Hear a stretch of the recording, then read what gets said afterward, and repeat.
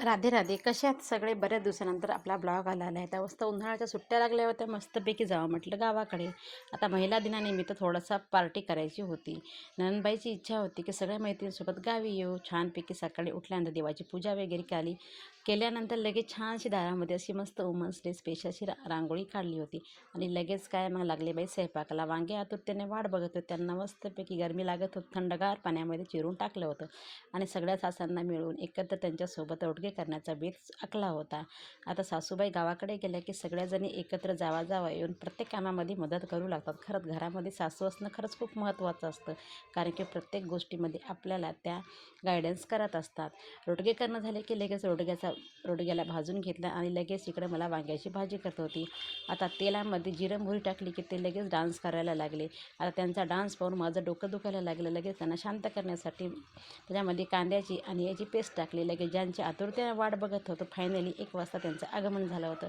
मस्तपैकी पोच देत देते त्यांचं वेलकम केलं. आल्यानंतर त्यांना गप्पा गोष्टी केल्या. पाणी वगैरे झालं की लगेच आम्ही लागलो दुसऱ्या कामाला.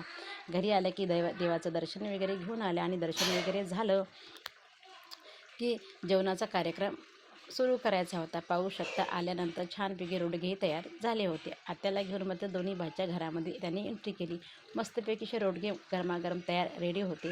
लगेच जेवणाच्या ताटावर त्यांनी बेत सुरू केला आणि जेवायला वगैरे बसल्यानंतर छानपैकी सगळ्यांचा फोटो आणि व्हिडिओ घेतला.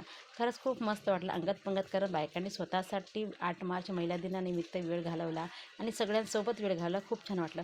आता यांची होळी बाकी राहिली होती. त्यांनी मात्र सगळ्यांनी मिळून मला होळीनं पूर्ण रंगवून टाकलं होतं. माझ्या मुलीला ओळखायलाही येत होतं माझी मम्मी कोणती आहे.